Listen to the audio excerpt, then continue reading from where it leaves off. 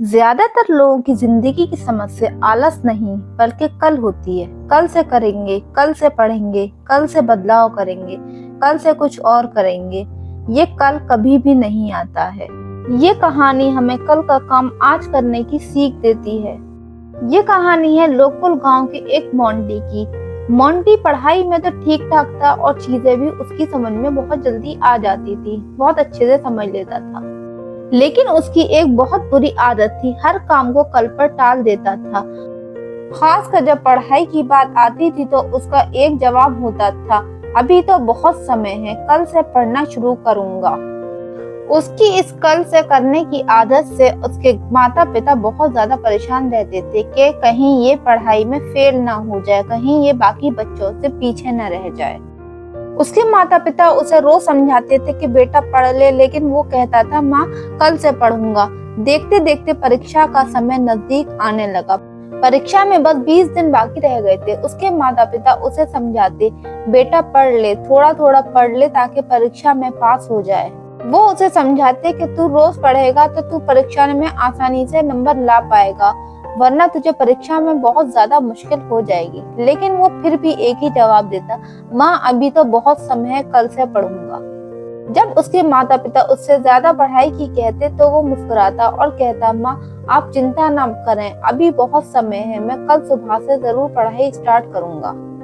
लेकिन फिर सुबह होती, वो रोज की तरह देर से उठता और दिन भर दोस्तों के साथ खेलता और रात को थक जाता और थकन महसूस करने की वजह से फिर वही चीज कहता, आज मैं बहुत थक गया हूँ, कल सुबह से पढ़ना शुरू करूंगा। लेकिन वह सुबह कभी आती ही नहीं थी।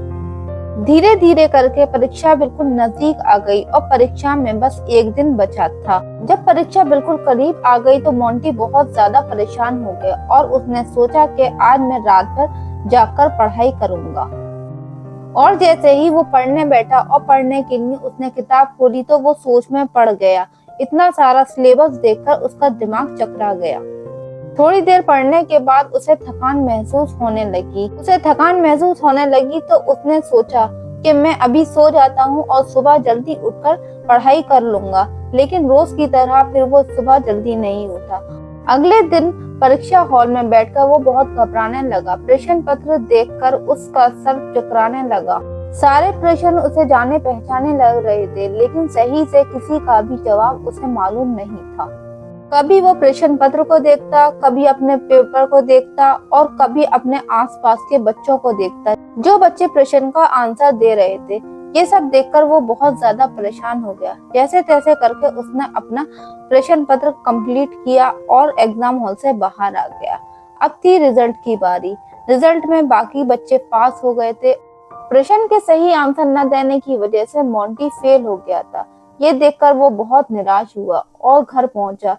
घर पर उसके माता पिता उसके रिजल्ट का इंतजार कर रहे थे। जब उसने अपने माता पिता को दिखाया तो वो बहुत ज्यादा निराश हो गए।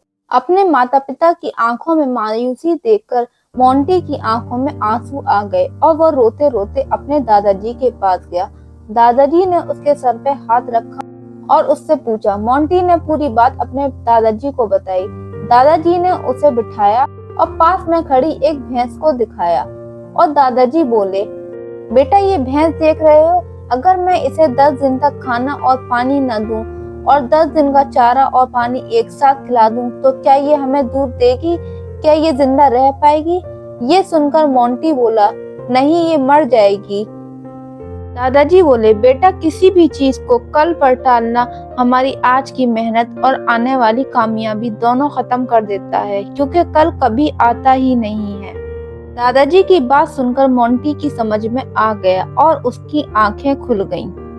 और उस दिन से उसने रोज पढ़ाई करना शुरू कर दी। अब वो चीजें कल पर नहीं टालता था। उसने फिर परीक्षा दी और जो मोंटी फेल हुआ करता था अब उसने पूरे स्कूल में टॉप कर दिया।